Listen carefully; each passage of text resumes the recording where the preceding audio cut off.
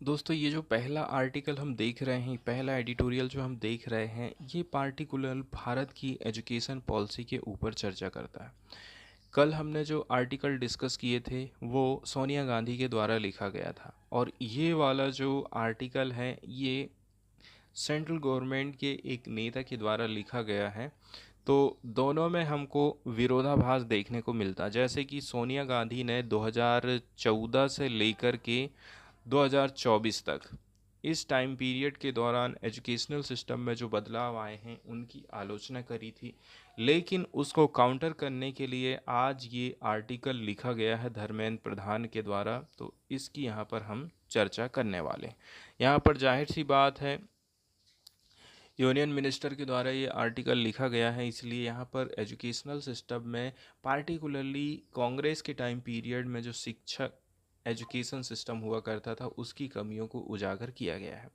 कल हमने ये देखा था कि सोनिया गांधी ने अभी हाल फिलहाल में एजुकेशनल सिस्टम में जो कमियां दिखाई दे रही हैं उसको उजागर किया।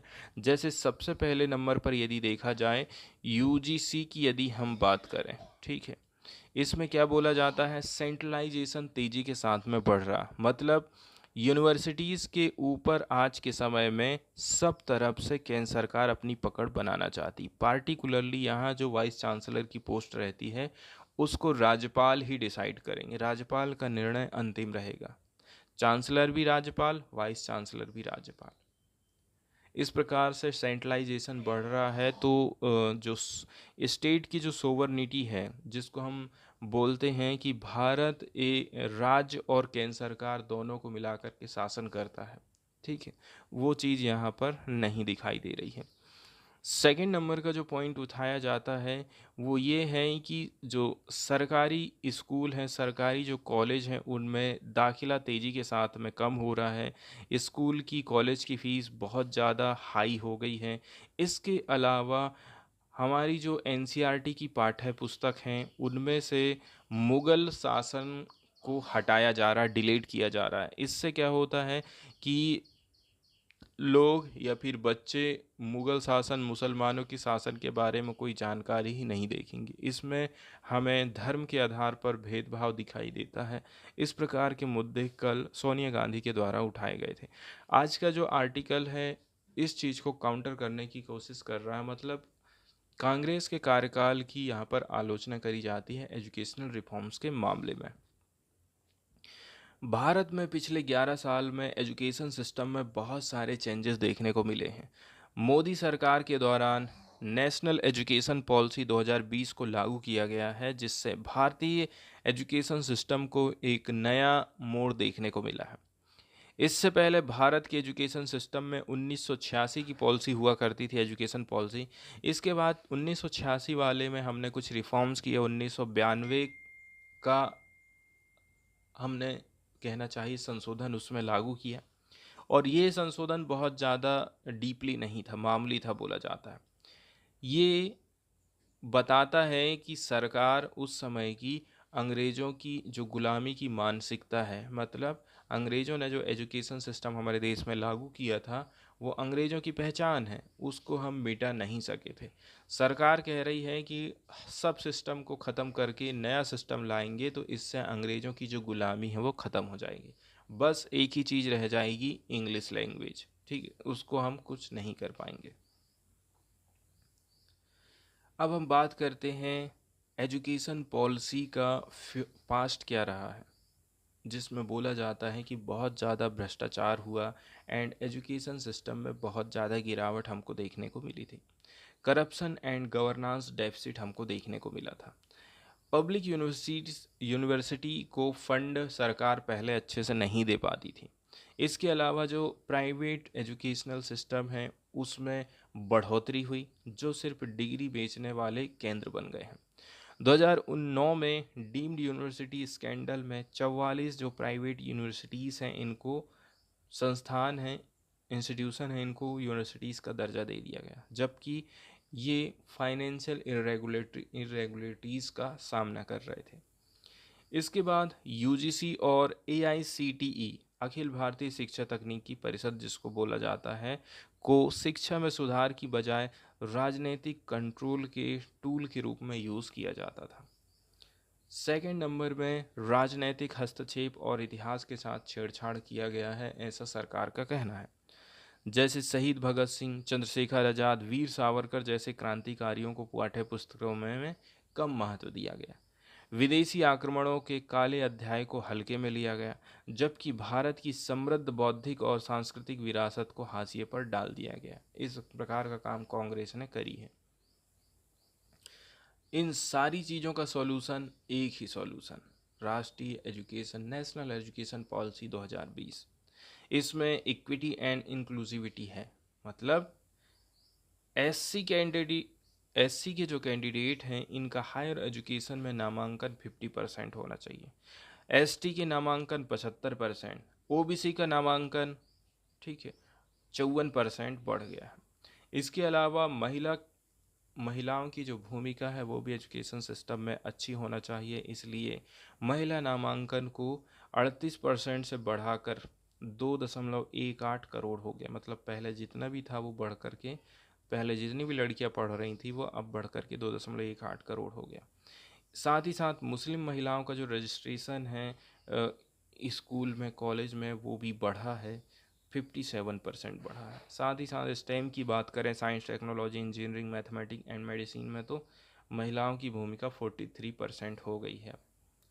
अब हम बात करते हैं बेसिक एजुकेशन एंड इंफ्रास्ट्रक्चर में हम कितना सुधार किए हैं। जैसे कि पर स्टूडेंट सरकार अभी 10,780 रुपया खर्च कर रही 2013-14 में, इसको सरकार ने डबल कर दिया है। 2021 से 22 तक हम देखेंगे 25,043 रुपये पर हेड सरकार खर्चा कर रही है। इसके अलावा स्कूलों को मॉडर्न बनाया जा रहा है, ड्रॉप आउट रेट में कमी आई है, प्यूपिल टीचर रेशो में सुधार हुआ है।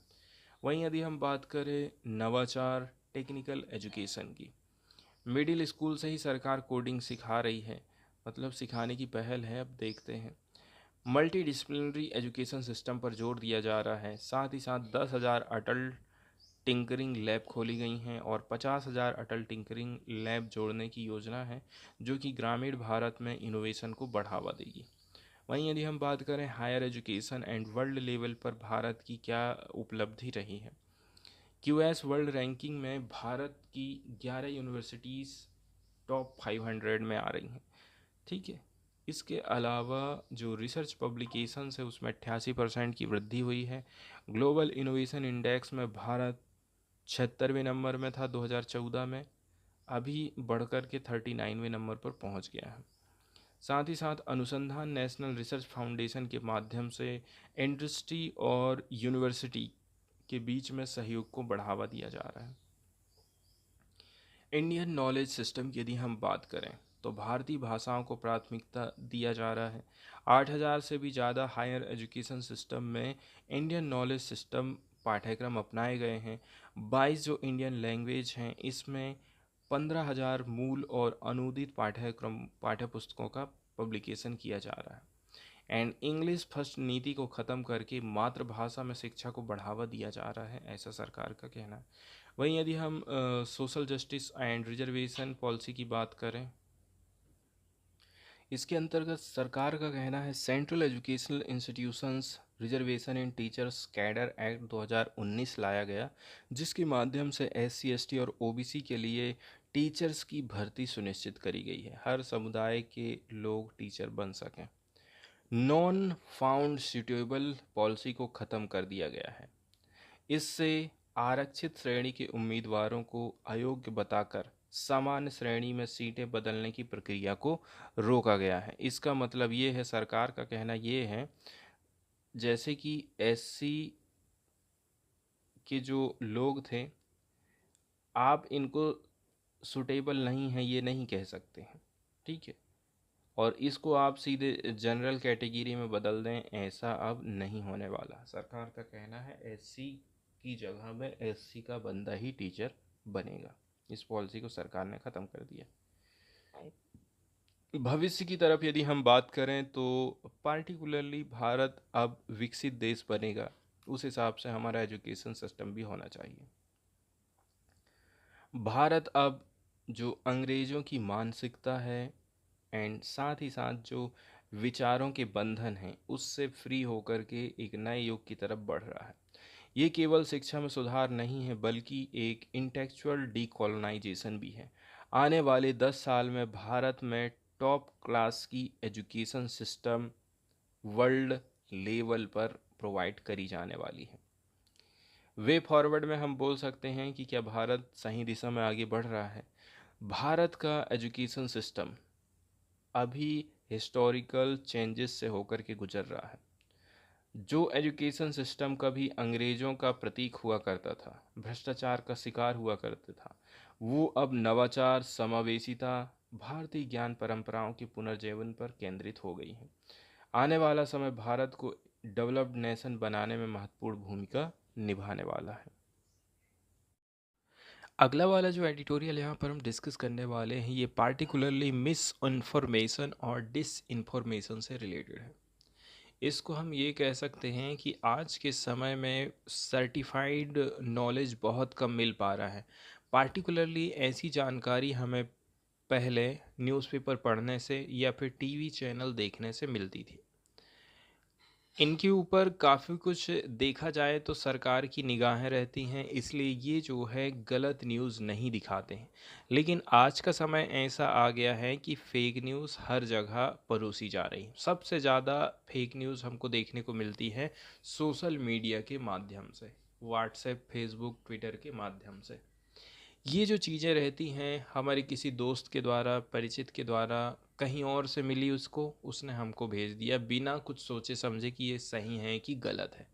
इसके अलावा सरकार का प्रोपेगेंडा फैलाना या फिर सरकार के खिलाफ में कुछ बातें बोलना जो कि कहना चाहिए सही नहीं है, या फिर सरकार के भलाई के लिए जब बोला जाता है, मतलब सरकार की वोट बैंक के लिए जब बातें बोली जाती हैं, वो भी फेक न्यूज़ हो सकती है। सबसे पहले तो हमें मिस इन्फॉर्मेशन और डिस इन्फॉर्मेशन को समझने की ज़रूरत है। सबसे पहले समझते हैं मिस इन्फॉर्मेशन की, मतलब गलत जानकारी। मिस इन्फॉर्मेशन का मतलब ऐसी गलत या भ्रामक जानकारी है जो अनजाने में फैलाई जाती है। मतलब मैं यदि कोई चीज़ शेयर कर रहा हूँ तो मेरे हिसाब से तो सही है, किसी और को धोखा देने का इरादा नहीं है। दिक्कत ये है कि मुझे उसका सही नॉलेज नहीं है, मेरे हिसाब से वो चीज़ सही, लेकिन मैं किसी को नुकसान नहीं पहुंचाना चाहता हूं। जैसे यदि कोई व्यक्ति सोशल मीडिया पर ये पोस्ट करे कि योग करने से डायबिटीज़ पूरी तरह से ठीक हो जाएगा, जबकि यह वैज्ञानिक रूप से पूरी तरह सच नहीं है। या फिर परीक्षा की गलत तारीख बता देना लेकिन अनजाने में, मतलब कोई चीज़ अनजाने में जब हम किसी को शेयर कर देते हैं तो वो मिस इन्फॉर्मेशन है। इसमें किसी को नुकसान नहीं पहुंचाना है, ठीक है। गलत जानकारी अनजाने में फैलती है, फैक्ट चेकिंग से इसको हम सुधार सकते हैं। सेकंड नंबर में आता है डिस इन्फॉर्मेशन, जिसको बोलते हैं दुष्प्रचार या फिर गलत जानकारी फैलाना।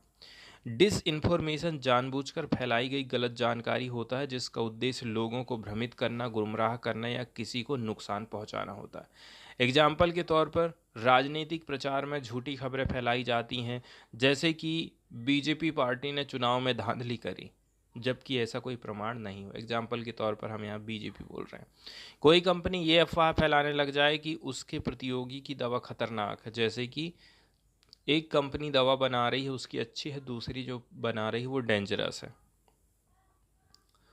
अब इसके बाद हम सीधे चलते हैं एडिटोरियल की तरफ और देख लेते हैं इस आर्टिकल को, जो कि पार्टिकुलरली बात करता है disinformation and misinformation से रिलेटेड। काफ़ी इम्पोर्टेंट ये आर्टिकल है तो इसके बारे में यहाँ पर हम चर्चा करेंगे।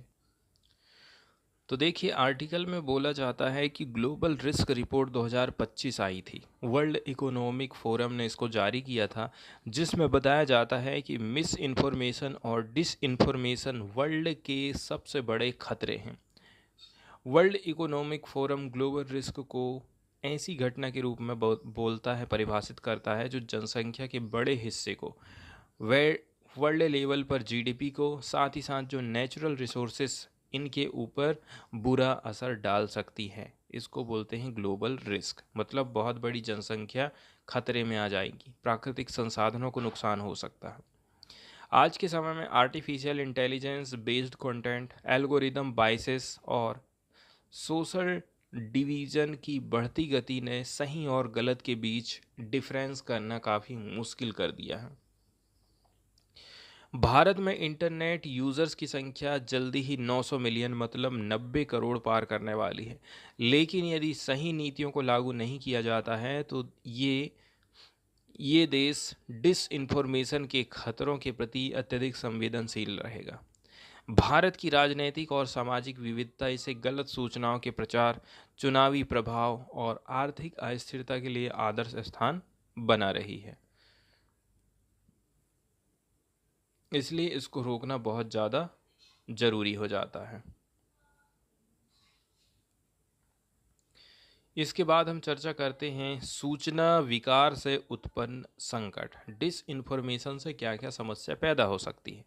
ये सिर्फ राजनीतिक प्रॉब्लम नहीं है, बल्कि ये consumer boycotts, economic conflicts and international tension को भी जन्म दे सकता है। जनता की पारंपरिक मीडिया, लिगेसी मीडिया पर भरोसा लगातार घटते जा रहा है। ऐसा इसलिए बोल रहे हैं क्योंकि ये केवल सरकार की बड़ाई करते हैं और कुछ नहीं करते हैं। आम लोगों की समस्या क्या है, महंगाई, बेरोजगारी, अशिक्षा, ये सारी चीज़ों के ऊपर ये कभी बात नहीं करते। हिंदू मुस्लिम की बात करेंगे, सरकार की बस अच्छाई बताते जाएंगे, यही काम इनके द्वारा किया जा रहा है, जिससे नॉन स्टेट इंटाइटिटीज़ इस सूचना शून्य मतलब इंफॉर्मेशन वैक्यूम का लाभ उठाते हैं और लोगों तक गलत जानकारी भेजते हैं। सोशल मीडिया पर जनता की निर्भरता बढ़ते जा रही है। इससे लोग बिना सर्टिफाइड किए ही जानकारी को शेयर कर देते हैं, खास करके जब वो जानकारी किसी जान पहचान वाले व्यक्ति से उसके पास आई है। वहीं अमेरिकी राष्ट्रपति जो बाइडन ने टेक ओलिगरेची, ठीक है, तकनीकी सामंतवाद को उभरने की चेतावनी दी थी। इसके संदर्भ में भारत को यूरोपियन संघ के डिजिटल सर्विस एक्ट के हिसाब से ही disinformation and foreign information manipulation and interference को रोकने के लिए कड़े कानून बनाने की ज़रूरत है। इसके अलावा भारत में सूचना विकार, डिसइंफॉर्मेशन, मिस इन्फॉर्मेशन का विस्तार कैसे हो रहा है और विदेशी हस्तक्षेप कैसे हो रहा है। भारत में राजनीतिक दलों और नेताओं के सोशल मीडिया अकाउंट से डीप फेक और झूठी खबरों का प्रसार बढ़ते जा रहा है। 2017 के डोकलाम विवाद के बाद से चीन ने भारत के खिलाफ डिसइंफॉर्मेशन कैंपेन के तेज कर दिए थे, जिसके कारण भारत ने 300 से भी ज़्यादा चाइनीज़ ऐप मतलब टिकटॉक को बैन कर दिया था। इसके अलावा भारतीय स्कूल ऑफ बिजनेस और साइबर पीस फाउंडेशन की एक रिपोर्ट आई थी, जिसमें बोला जा रहा है कि 46% भ्रामक सूचनाएं राजनीतिक होती हैं, 33% सामान्य मुद्दों से जुड़ी रहती हैं, 16% धार्मिक विषयों पर आधारित होती हैं। चीन की वीआईबो जैसे प्लेटफार्म भारत की इमेज को डाउन करने के लिए गलत सूचनाएं फैलाने का प्रयास करते हैं। यदि हम मेटा मतलब फेसबुक की पेरेंट कंपनी अपने फैक्ट चेकिंग पार्टनरशिप को समाप्त कर देता है, जैसे कि अमेरिका में हुआ है, तो स्थिति और भी ज़्यादा खराब हो जाएगी। समाधान की बात करी जाती है। ग्लोबल रिस्क रिपोर्ट 2025 ने कुछ समाधान सुझाए हैं, जैसे कि एआई एल्गोरिदम से जुड़े डेवलपर्स की स्किल्स को बढ़ावा कर देना। एल्गोरिदम को और भी अधिक सटीक और निष्पक्ष बनाने के लिए डेवलपर्स को हमें और ज़्यादा ट्रेनिंग देने की ज़रूरत है। डिजिटल लिटरेसी और पब्लिक अवेयरनेस को बढ़ाने की ज़रूरत है। गलत सूचना की पहचान करने के लिए हमें लोगों को ट्रेनिंग करना पड़ेगा। शक्ति जैसे India election fact checking collective और डी फेक एनालिसिस यूनिट जैसे अभियानों का हमें और भी ज़्यादा विस्तार करने की ज़रूरत है। इसके अलावा जो बड़ी बड़ी टेक कंपनीज़ हैं, वेरी लार्ज ऑनलाइन प्लेटफार्म, जहां पर 45 मिलियन से अधिक यूज़र्स वाले प्लेटफार्म शामिल होते हैं, इसके लिए ईयू के यूरोपीय यूनियन के डिजिटल सर्विस एक्ट की तरह ही हमें बहुत कठोर नियम कानून बनाने की ज़रूरत है। ऑडिट और ट्रांसपेरेंसी को अनिवार्य करना है एंड ऑनलाइन एड्स के लिए पारदर्शिता ज़रूरी है। विज्ञापनों में funding source and target audience का खुलासा करना, ये सारी चीज़ें करेंगे ताकि दुष्प्रचार को हम रोक सकें। फिर आता है सर्विलांस और सेंसरशिप के मिसयूज से बचाव। इंटरनेट पर निगरानी और सेंसरशिप के संतुलन को सुनिश्चित करना भी जरूरी हो जाता है। एंड क्रॉस बॉर्डर कोएलिशन भी जरूरी है। वर्ल्ड लेवल पर डिसइंफॉर्मेशन के खिलाफ संयुक्त प्रयास जरूरी है, कोई भी अकेला देश लड़ाई नहीं लड़ सकता। इसके अलावा फैक्ट चेकिंग और स्वतंत्र पत्रकारिता को संरक्षण देने की ज़रूरत है। पत्रकारों के लिए मजबूत सुरक्षा कानून लेकर के आइए और शोधकर्ताओं को डिसइंफॉर्मेशन पर शोध करने के लिए वित्तीय सहायता भी दीजिए। निष्कर्ष में बोल सकते हैं कि भारत दुनिया का सबसे बड़ा लोकतंत्र है। यदि डिसइंफॉर्मेशन के खिलाफ हम कोई कदम नहीं उठाते हैं तो इसका असर न केवल भारत की डेमोक्रेसी पर बल्कि वैश्विक जो सूचना तंत्र है उसके ऊपर भी पड़ेगा। असली चुनौती सिर्फ झूठी सूचनाओं से लड़ने की नहीं है, बल्कि ये भी सुनिश्चित करना है कि हम अपनी विविधता में एकता की भावना को बनाए रखें। टेक्नोलॉजी और एआई के युग में सत्य, एकता और समानता की रक्षा करना हमारी सबसे बड़ी परीक्षा है। न्यूज़ वाले सेक्शन की तरफ यदि हम जाएं तो एक जो न्यूज़ आई है इलीगल बुलडोजिंग से रिलेटेड है। आज के समय में देखा जाए कोर्ट को जो सरकारें हैं कोर्ट के काम को ख़त्म कर दे रही हैं, मतलब अपराधियों को शॉर्टकट में सज़ा देने का काम कर रही हैं। जैसे कि कहीं किसी ने पत्थरबाजी किया है, कहीं कोई अपराध किया है तो सीधे उसके घर में बुलडोज़र चला दिया जाता है डायरेक्ट। अब वो व्यक्ति वास्तव में अपराधी है या नहीं है इसकी कोई जांच नहीं हुई है, उसकी संपत्ति अवैध है या नहीं है इसकी भी कोई जांच नहीं हुई है। सीधे सीधे डायरेक्टली निर्णय ले लिया जाता है सरकार के द्वारा, राजनीतिक पॉलिटिकल पार्टीज़ के द्वारा, पुलिस के द्वारा, और सीधे सीधे बुलडोज़र चला दिया जाता है। इस प्रकार के एग्जाम्पल हाल फिलहाल में बहुत ज़्यादा देखने को मिले हैं। जब से बीजेपी का शासन अलग अलग राज्यों में बढ़ते गया है तब से ही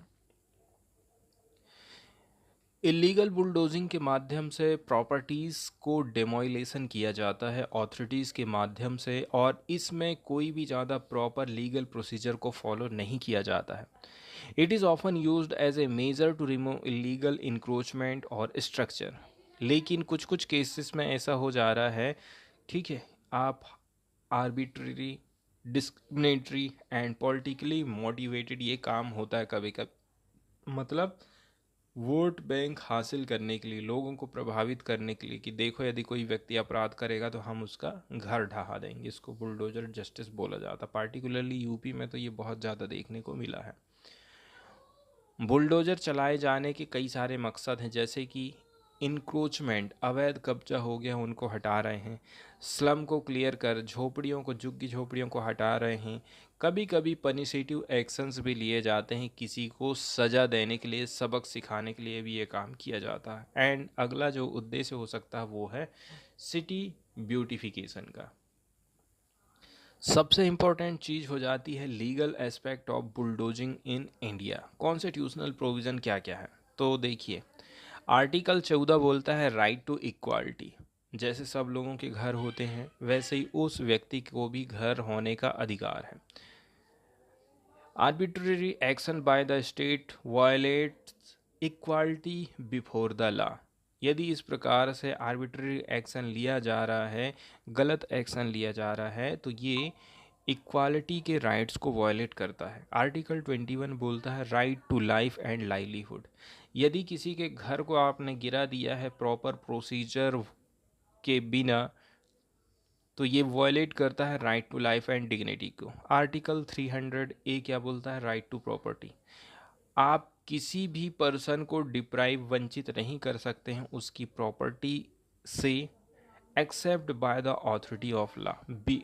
कानून को फॉलो करते हुए ही आप ये काम कर सकते हैं, बिना को कानून को फॉलो किए आप ये काम नहीं कर सकते। कुछ की लीगल प्रोविज़न है, जैसे लैंड एक्विजिशन एक्ट 2013 आया। ये प्रोवाइड करता है कि भाई जिसका भी घर तोड़ा जा रहा है उसको कंपनसेशन प्रोवाइड किया जाए, रिहेबिलाइजेशन दिया जाए डिस्प्लेस्ड पीपल को। इसके अलावा इंडियन पीनल कोड है, NCRPC है, जिसमें बोला जाता है कि किसी भी प्रकार का एक्शन यदि लिया जा रहा है ये बेस्ड होना चाहिए लीगल ग्राउंड पर, नॉट एग्जीक्यूटिव ओवररीच। ऐसा नहीं है कि सरकार खाली अपने मन से ही ये काम कर दे। कुछ म्युनिसिपल कानून भी बनाए गए हैं लोकल म्युनिसिपल कॉरपोरेशन को फॉलो करना चाहिए ड्यू प्रोसेस को यदि किसी के भी घर को गिराया जाता है तो। इसके अलावा supreme court and high court के बहुत सारे जजमेंट आए हैं, जैसे कि Olga Tellis versus Bombay municipal corporation 1985। इसमें बोला जाता है राइट टू लाइवलीहुड, ये राइट टू लाइफ का एक हिस्सा है आर्टिकल 21 के अंतर्गत। अजय माखन वर्सेस यूनियन ऑफ इंडिया 2018 का केस था। कोर्ट ने ये बोला है कि rehabilitation must be provided before eviction. बस्ती को खाली कर रहे हो तो सबसे पहले उनके लिए रहने की व्यवस्था करो। एंड बहुत सारे रिसेंट केसेस आए हैं supreme court and high court के, जहां पर बोला जाता सरकार को कि आप इंश्योर करिए बुलडोजिंग को एक्स्ट्रा जुडिशियल पनिशमेंट के तौर पर आप इसको इस्तेमाल नहीं करेंगे। अगली वाली जो न्यूज़ यहाँ पर हम डिस्कस करने वाले हैं दोस्तों, ये INSV तारिणी और नाविक सागर परिक्रमा 2 से रिलेटेड है। पार्टिकुलरली भारतीय महिला अधिकारियों की ये ऐतिहासिक वर्ल्ड लेवल पर समुद्री अभियान है, मतलब पूरी दुनिया घूमने की इनकी प्लानिंग है और इसको चलाएंगी हमारी महिला pilot. INSV Tarini Indian navy का एक स्वदेशी रूप से मतलब इंडिजीनियस बिल्ट सेलिंग वेसल है, जो नाविक सागर परिक्रमा सेकंड नामक पर एक अभियान पर चल रहा है। इस जहाज को लेफ्टिनेंट कमांडर दिलना के एंड लेफ्टिनेंट कमांडर रूपा ए चला रही हैं। INSV की बात करें, इंडियन नेवल सेलिंग वेसल सर्कुमवेविगेशन मतलब पृथ्वी का चारों ओर भ्रमण करना। एक्सपेडिशन का मतलब होता है अभियान, एंड कमांडर की बात करें तो नौसेना अधिकारी का पद होता है। नाविक सागर परिक्रमा सेकंड की बात करें, इसका क्या महत्व है। ये अभियान 2 अक्टूबर 2024 को गोवा से चालू हुआ था। इसका लक्ष्य है 8 महीना में 23,400 समुद्री मील मतलब 43,300 किलोमीटर की डिस्टेंस तय करना है। इसमें 3 महासागर को कवर किया जाएगा, साथ ही साथ 3 जो चैलेंजिंग कैप्स हैं, 3 कठिनतम समुद्री मार्ग हैं, वहाँ से यह होकर के गुजरेगा। इस अभियान का उद्देश्य है women empowerment, maritime capabilities and हमारी जो नेवी है वो सेल्फ रिलायंस हो सके इंफ्रास्ट्रक्चर के मामले में। ये जो यात्रा करी जा रही इसकी बहुत सारी चुनौतियां हैं, बहुत सारे चैलेंजेस हैं। INSV तारिणी की यात्रा में 4 स्टॉप आवर्स हैं। स्टॉप आवर्स मतलब पड़ाव। पहला है फ्रीमेंटल ऑस्ट्रेलिया, सेकंड है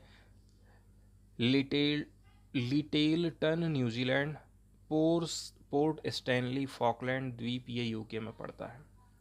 एंड चौथे नंबर में है केप टाउन साउथ अफ्रीका। इस यात्रा में नौसेना अधिकारियों को कई सारी कठिनाइयों का सामना करना पड़ा, जैसे कि stormy weather condition, extremely cold temperature, strong wind exceeding 50 knot मतलब 93 किलोमीटर प्रति घंटा से भी तेज़ की हवाएं उनको फेस करना पड़ा। 23 फीट ऊंची लहरें उनको फेस करना पड़ा था। स्टॉपोवर की बात करें, मतलब यात्रा में विश्राम के लिए रोका गया स्थान होता है। सीवियर स्टॉर्म मतलब भीषण समुद्री तूफान। वेव मतलब होता है समुद्री लहरें। केप टाउन में रुकने का आखिर क्या महत्व है।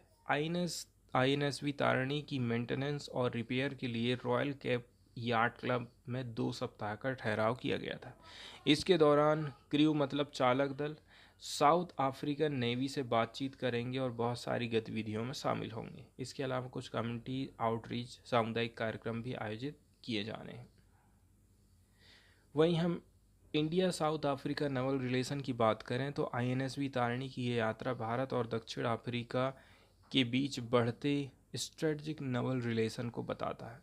INS तलवार, IBS AMAR मिलिट्री एक्सरसाइज में भाग लिया था 2024 में।